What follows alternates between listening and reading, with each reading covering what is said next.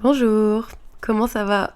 Je suis mal à l'aise. Ok les gars, on se retrouve dans un nouveau podcast. Si je suis mal à l'aise, c'est que je suis en train de filmer en même temps. J'espère que ça sera agréable à l'audio et à la vidéo. Je suis un peu angoissée de faire ce podcast parce que je vais parler d'un vrai sujet, on va dire, j'allais dire profond. Pas nécessairement, mais en tout cas, je lance un sujet. Et le premier podcast filmé, c'était plus un débrief de Londres et donc je me mettais moins à nu.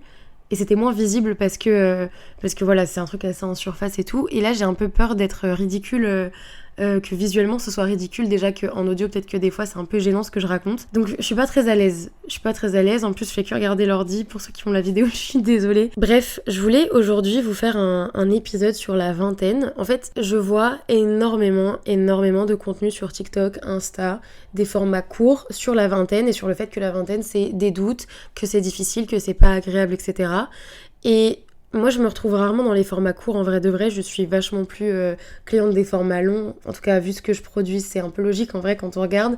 Je produis ce que j'aime et ce que j'aime, c'est le format long. Mais c'est aussi surtout que le discours qu'on voit vachement sur TikTok et Insta de la vingtaine, il est assez négatif. Et alors, évidemment, il y a des aspects négatifs de la vingtaine, on va un peu en parler. Mais moi, je voulais aussi surtout faire un podcast pour vous dire que la vingtaine, c'est pas si terrible. Genre, c'est pas si horrible que ce qu'on aime bien vous faire croire aussi sur internet. Je pense que beaucoup de tranches d'âge dans nos vies vont être difficiles, et il y en a déjà qui sont passées qui sont difficiles, mais je pense que la vingtaine, ça a aussi des bons gros côtés, et en fait j'aimerais bien les mettre un peu plus en avant, parce que je trouve que ouais, TikTok nous montre aussi vachement des trucs négatifs parfois, ce qui fait marcher le TikTok, hein, on va pas se mentir. Mais moi, j'avoue que j'aimerais bien aussi vous montrer que la vingtaine, c'est aussi des moments sympas et fun. Déjà, pour ceux qui écoutent le podcast depuis le début, ça fait bientôt 2 ans. Mon Dieu, c'est choquant. Je sais pas si vous l'avez remarqué, ceux qui sont là depuis le début, mais je pense que j'ai beaucoup mûri et changé en 2 ans, dans le bon sens. Et en fait, je vais être honnête pour vous donner aussi de l'espoir pour ceux qui pensent que la vingtaine, c'est juste être paumé. Je n'ai jamais été autant sûre de moi avec des plans définis et des certitudes que depuis que j'ai passé la vingtaine. Là, je vais sur mes 22 ans fin d'année. Et en fait, pourquoi est-ce que maintenant, au bout de 2 ans après avoir eu 20 ans, oh là là, ça me choque de dire ça. Bon, bref, je suis hyper confiante, en tout cas j'ai fait un pas en avant. Eh bien c'est parce que la vingtaine ce n'est pas que de la merde. Et oui, je me fais souvent cette image dans ma tête. Pour moi la vingtaine, c'est comme si t'étais un peu tout seul au milieu du désert et que tu savais pas par où rentrer. En fait, tu sais pas par où rentrer chez toi. Genre, t'as plus de chez toi, t'es au milieu de rien, et il faut prendre une décision parce qu'il va falloir marcher dans une direction, et t'as pas d'indice. Tu sais pas du tout, t'arrives pas à savoir à l'avance si aller à gauche c'est mieux ou c'est moins bien, ou si aller à droite ça va être plus serein. En fait, t'en sais rien. T'as pas d'indice et il faut juste se lancer et y aller. Et alors, c'est pour ça que les gens aiment bien dire que c'est horrible la vingtaine, parce que ça a un côté bien évidemment absolument vertigineux et terrifiant. Parce qu'en vrai, le point négatif, je trouve, de la vingtaine, c'est que t'es un adulte, mais pas assez pour les adultes. C'est-à-dire que pour les enfants, t'es un adulte, et pour les adultes, t'es un enfant. Et en fait, tout le monde attend de toi que t'aies un projet pro, une envie de bosser, que tu sois un bosseur, parce qu'ils adorent dire que les jeunes générations veulent pas travailler. Autre débat éternel, mais en fait, non, on veut juste pas travailler comme vous. Pas pareil. Bref, donc il faut que tu aies un taf, il faut que tu aies envie de bosser, il faut que tu sois un acharné du travail, etc. Mais en même temps, prends pas de trop grosses décisions. Parce que t'es qu'un enfant, t'as que 20 ans, t'en sais rien, tu connais pas la vie, tu vois. Et en fait, je trouve ça énervant parce que on attend de toi beaucoup d'un côté et rien de l'autre. Je vais vous donner un exemple très concret. Moi, quand j'avais genre 20 ans et 6 mois, 21 peut-être, je sais plus. J'étais en stage et les gens étaient en mode ok, donc après ce stage, qu'est-ce que tu fais? Tu gagnes combien? Et alors tes études, et t'en es où? T'as qu'un BTS, mais tu veux pas faire de master? Ah non, mais faut faire autre chose, faut aller travailler, faut s'acharner, faut machin. À cette période-là, j'ai aussi décidé de couper les ponts avec un membre de ma famille, je vous en ai fait un podcast d'ailleurs. Et là, tout le monde était en mode mais tu peux pas prendre une telle décision, t'as que 20 ans, t'en sais rien, t'es pas objectif, t'as pas de recul, t'as pas de libre arbitre. On m'a aussi beaucoup dit tu t'es fait influencer, en mode, en fait, t'as aucun libre arbitre, tu n'es qu'une enfant. Et en fait, je trouve que c'est cette balance-là qui est difficile à cet âge-là, parce que tout le monde veut que tu sois un adulte, et en même temps, personne ne veut trop que tu rentres dans leur sphère à eux. En fait, les adultes t'acceptent dans ce qui les arrange. Et c'est ça qui me tend un peu avec cette période-là, par contre. Mais au-delà de ça, parce qu'on a dit qu'on disait les points positifs, moi, je trouve que c'est un peu trop dur de voir la vingtaine en se disant, c'est là que tu vas prendre toutes les décisions hyper importantes de ta vie. Non. Déjà, il faut se détendre. C'est pas parce qu'à 20 ans et 3 mois, t'as pas pris ta décision que t'as raté ta vie et que à 35, tu seras pas heureux.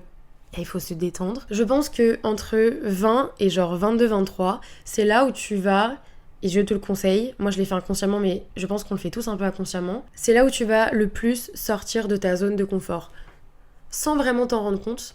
et sans vraiment le calculer, mais en fait c'est instinctif, c'est-à-dire que moi je suis sortie de ma zone de confort alors que je suis pas du tout comme ça à la base. Moi ça fait des années, depuis que je suis vraiment petite, que je dis à tout le monde que je suis quelqu'un qui n'a pas d'ambition, pas d'envie, pas de passion, que je sais pas ce que je veux faire dans la vie, que j'ai pas d'idée, que je sais pas. Là je vais avoir 22 ans, je vous jure que j'ai jamais autant su ce que je voulais dans la vie. Et alors c'est pas un plan défini, je veux dire j'ai que 22 ans, tout va bouger, la vie va te mettre devant des épreuves et tu pourras que les subir et passer outre. Mais j'ai des plans. J'ai des plans et ça peut être des plans pro comme ça peut être des plans perso, amicaux, amoureusement, familialement. Et ce plan je l'ai créé sans même vraiment m'en rendre compte. Et en fait ça me paraît lunaire pour la Éline de 16 ans parce que j'essayais tout le temps de planifier à 16 ans, j'en étais incapable, je n'avais aucune idée de ce que moi vraiment foncièrement je voulais. Je pense qu'il y a aussi un truc où à 20 ans tu te dis en fait que tu peux pas faire en fonction des gens. En fait moi j'ai très longtemps j'ai fait des études en fonction des gens, j'ai fait des choix en fonction des gens pour plaire, pour être la meilleure version des gens, enfin de moi-même aux yeux des gens plutôt.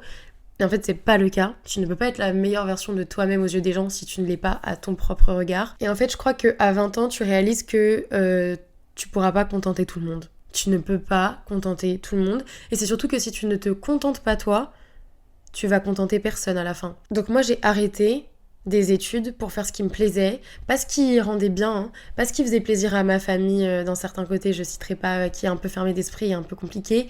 J'ai fait du droit, vous vous doutez bien que le droit ça leur a vraiment plu, ils étaient contents. Bah j'ai arrêté. Et j'ai pas arrêté pour être en mode je suis en opposition, j'ai arrêté parce que ça me plaisait pas. Et que je me suis dit pourquoi je m'acharne pour des gens qui ne vivent pas ma vie en fait, genre c'est des gens que je vois un dimanche de temps en temps, je m'en fous en fait. Je trouve que c'est à 20 ans que tu prends et que tu commences en tout cas à prendre les décisions pour toi.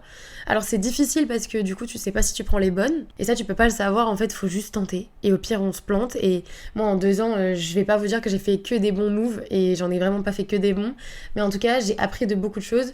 Je trouve aussi que j'ai la sensation que tous les trucs vraiment difficiles qui me sont arrivés dans ma vie, des deuils, des trahisons, des moments difficiles, des grands moments d'anxiété, etc. Je trouve que là, c'est l'âge où je commence à voir les points positifs de ces moments-là. Et je vais vous donner un exemple hyper concret parce qu'on m'avait jamais dit ça. Et ça m'a vraiment mis une claque où je me suis dit en fait ouais j'ai vraiment vachement évolué. À Londres je rencontre beaucoup de gens et en fait j'ai rencontré une fille et on s'est posé dans un resto et on a parlé pendant des heures et on s'est raconté vraiment beaucoup de notre vie. Et je lui ai raconté un truc privé et elle me dit, elle me regarde comme ça et elle me dit mais t'es hyper résiliente. Et on ne m'avait jamais dit ça de moi. Et j'étais en mode ah ouais? Elle était en mode bah ouais attends t'as vécu ça, ça et ça, t'as pas bronché, t'as essayé de cicatriser et maintenant t'es en mode c'est plus mon problème, le karma s'occupe des gens, moi j'ai plus de rancœur envers personne et tout. Elle me dit bah t'es juste résiliente quoi. Et ça m'a vraiment touchée parce que la résilience c'est quelque chose que j'envie de ouf aux gens et mon père est quelqu'un de très résilient et c'est quelque chose que j'ai toujours voulu prendre de lui. Et je pense que j'ai été pendant très longtemps quelqu'un de très révolté, de très énervé, de très en colère contre tout et rien et j'avais rien de résilient en moi. Et de me dire qu'en fait, c'est ça aussi la maturité que j'ai acquis au fil de ces quelques années, c'est que j'ai aussi appris quels sont mes combats, que je pouvais pas me battre pour les gens, que la seule chose pour laquelle je pouvais me battre, c'était moi, j'étais la seule personne sur qui je devais miser. Je pense que c'est aussi pour ça que j'ai pas peur de, je sais pas, finir seule, sans mec par exemple, que ça me dérange pas de couper les poings avec un membre de ma famille, que ça me dérange pas de te dire les choses frontalement comme je le pense, alors avec des manières de le dire évidemment, parce que ça c'est juste un manque d'éducation sinon, mais parce qu'en fait je me rends compte que je suis la seule personne sur qui je peux miser. Et je vais vous dire une phrase qui paraît horrible mais qui est aussi très vraie et il faut le prendre aussi dans le bon sens parce que je vous jure que ça vous fait vous rendre compte qu'il faut vous mettre vous d'abord, c'est on est seul et on meurt seul. Et en fait, je trouve que cette phrase n'a jamais été aussi vraie que quand t'as 20 ans parce que je trouve qu'aussi t'ouvres les yeux sur des trucs que t'aurais pas voulu voir avant, sur des choses où t'as fait un petit déni, là, et tu te rends compte que effectivement t'as des gens sur qui compter, mais s'il y a bien quelqu'un sur qui tu dois être confiant c'est toi. Alors évidemment la remise en question ça existe, moi je passe ma journée à me remettre en question et à avoir des peurs et des angoisses et tout, mais je pense que sortir de sa zone de confort c'est ce que j'ai fait depuis 1 an et demi sans vraiment m'en rendre compte et sans le calculer, et je vous jure que ça change tout, c'est qu'en fait moi ça fait 1 an et demi que je fais des choses que je n'aurais jamais fait avant. Jamais déménager à Londres, faire des vlogs sur YouTube, un podcast, j'en sais rien moi.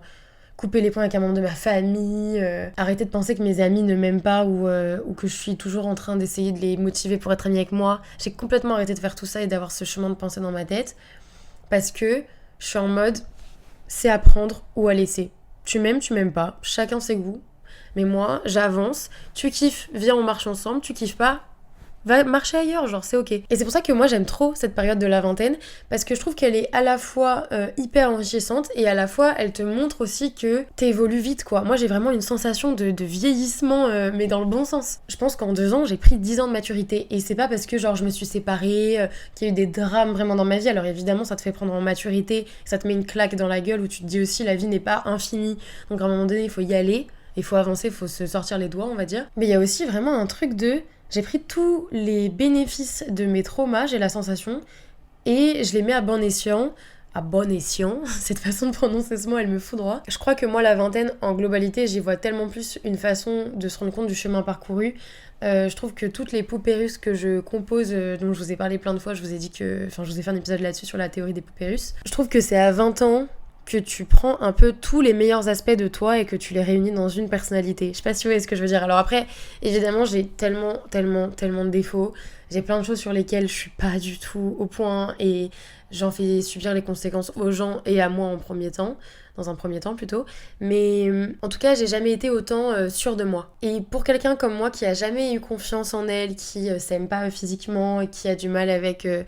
sa façon de gérer les choses et tout, c'est un grand pas en avant parce que j'ai jamais été sûre de moi, de rien. Et c'est aussi pour ça que j'étais Miss, je sais pas ce que je veux faire dans la vie, je sais pas si on est encore copine, je sais pas si j'aime bien cette personne, je sais pas parce que peur de prendre des décisions, parce que peur qu'on me ferme des portes. Et bah maintenant je les ferme les portes et j'en ouvrirai d'autres, c'est pas un problème. Vraiment. Et je trouve qu'il est vraiment là le vrai point positif de tout ça et c'est trop cool. Et oui, c'est terrifiant la vingtaine, oui, faut prendre des décisions, oui, tu n'es plus un enfant, mais t'es pas vraiment un adulte, etc. Mais oh, tu sais quoi? Moi, j'espère que je serai jamais un adulte en vrai. Genre, les adultes, ils sont chiants.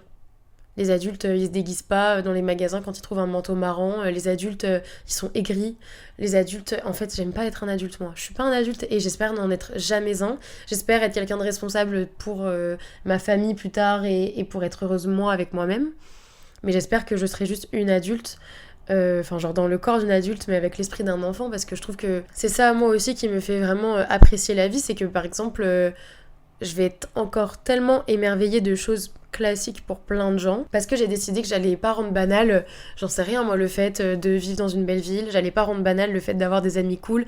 En fait, tout ce travail et tout c'est acquis par tes choix de vie. Et je crois que c'est aussi ce qui me rassure dans cette période de ma vie, c'est que je me dis, tes choix vont t'emmener quelque part. Alors soit vous décidez de voir ça en mode c'est stressant, chaque choix a un impact sur ma vie future, ou soit vous décidez de voir ça d'un bon côté en vous disant je suis complet décisionnaire de ce qui va m'arriver. Alors après, la vie peut te mettre un peu des bâtons dans les roues et tu peux subir aussi le hasard ou le... Enfin, moi, je crois pas au destin, mais voilà. Mais personnellement, j'ai décidé de prendre ça en mode trop de chance. Je vis dans un siècle où je vais pouvoir choisir ce que je fais de ma vie, où je ne suis plus obligée de me coltiner un mari casse-couille, où je ne suis pas obligée de faire des enfants et de ne pas être carriériste et de ne pas vouloir régaler ma mif. Et voilà. Je vis dans une société où je peux prendre la place d'un homme et je vais le faire. Je pense que c'est aussi pour ça que plein d'hommes ne m'aiment pas. Mais j'en ferai un épisode bientôt. Bref, je vous dis ça avec toutes mes chicots dehors tellement ça me fait plaisir. Mais c'est pour ça qu'en fait je me dis putain j'ai autant de chance qu'un homme là, ça y est. Genre j'ai le privilège d'être née dans ce siècle et dans cette période là.